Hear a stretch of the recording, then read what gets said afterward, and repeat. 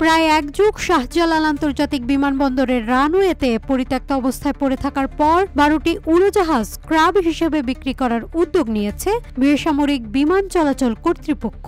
বিমানগুলো বিক্রি করতে ইতোমধ্যে আদালতের অনুমোদনও নিয়েছে সংস্থাটি। তবে প্রায় 2500 কোটি টাকা মূল্যের বিমানগুলো রাজস্ব সহ মাত্র 3,07,70,000 টাকায় কেনার প্রস্তাব দিয়েছে সেনা কল্যাণ সংস্থা। নিয়ম অনুযায়ী বিমানগুলোর মূল্য নির্ধারণে আন্তর্জাতিক পরামর্শক প্রতিষ্ঠানের মাধ্যমে মূল্য যাচাই বাছাই করার কথা, কিন্তু বাস্তবে সেটিও হয়নি। এতে সারচার্জ বাবদ প্রায় 915 কোটি টাকা আদায় অনিশ্চিত হয়ে পড়েছে। উড়োজাহাজগুলোর মধ্যে পুঁজিবাজারের তালিকাভুক্ত ইউনাইটেড এয়ারওয়েজ লিমিটেডের 10টি রয়েছে। RICL TMX, যুগের পর যুগ স্থাপনা থাকে মজবুত। বিতর্কিত ব্যবসায়ী সালমান এফ রহমানের GMG এয়ারলাইন্সের একটি এবং রিজেন্ট এয়ারওয়েজের একটি বিমান রয়েছে। পুঁজিবাজারের তালিকাভুক্ত ইউনাইটেড এয়ারওয়েজ ও GMG এয়ারলাইন্সের প্রায় 1,50,000 বিনিয়োগকারীর অনুমোদন ছাড়াই বিক্রির সিদ্ধান্ত হয়। একই সঙ্গে বিমানগুলোর মালিকের কাছ থেকে ব্যাংকগুলোর পাওনা 1,100 কোটি টাকা আদায় অনিশ্চিত হয়ে পড়েছে।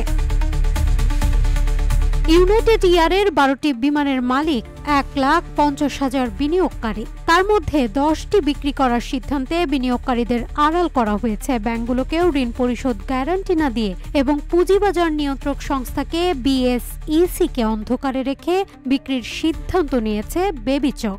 একই সঙ্গে বিতর্কিত ব্যবসায়ী সালমান এফ রহমানের GMG এয়ারলাইন্সের বিরুদ্ধে এখনও মামলা আদালতে চলমান। প্লেসমেন্ট শেয়ার বিক্রির 1000 কোটি টাকা এখনও বিনিয়োগকারী ফেরত পায়নি। GMG এয়ারলাইন্সের কাছে সোনালী ব্যাংকের 2.28 বিলিয়নের বেশি টাকা পাওনা রয়েছে।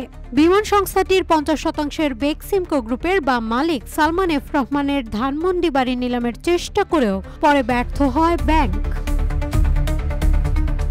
বিস্ময়কর বিষয় হলো ইউনাইটেড এয়ারের এখনও কোনো পরিচালনা পর্ষদ নেই। প্রতিষ্ঠাতা চেয়ারম্যানকে বিভিন্ন কারণে সরিয়ে দিয়ে নতুন পর্ষদ গঠন করে সাবেক শিবলি রুবায়াতুল ইসলাম কমিশন। ব্যর্থতায় নতুন পর্ষদ পদত্যাগ করেছে। প্রতিষ্ঠানের দাপ্তরিক কার্যক্রম চালাতে এখন নেই অফিস কর্মকর্তা বা কর্মচারী। বিমানের প্রতিষ্ঠাতা চেয়ারম্যান শিবলি কমিশনের চাপে প্রায় 3 বছর আগে দেশ ছেড়ে লন্ডনে অবস্থান করছেন। ইউনাইটেড এয়ারের শেয়ার ক্রেতা আনোয়ার হোসেন নামের এক বিনিয়োগকারী ক্ষুব্ধ হয়ে বলেন, বিমান বিক্রি করতে চাইলে BSEC-কে জবাব দিতে হবে। আমার অনুমতি ছাড়া আমার কোম্পানির বিমান কিভাবে বিক্রি হয়?